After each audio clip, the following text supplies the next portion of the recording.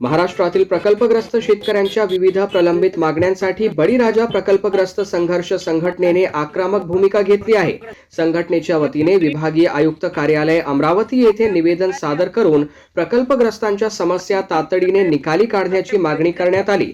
प्रकल्पग्रस्तांसाठी असलेले 5% समांतर आरक्षण 15% वाढवावे, विविध विभागांमध्ये विशेष भरती काढावी, सरळ खरेदीधारक शेतकऱ्यांना हेक्टरी 5 लाख रुपये सानुग्रह अनुदान द्यावे, तसेच प्रकल्पग्रस्तांना शासकीय सेवेत सामावून घेण्यासाठी विशेष उपाययोजना कराव्यात अशा प्रमुख मागण्या संघटनेने केल्या आहेत।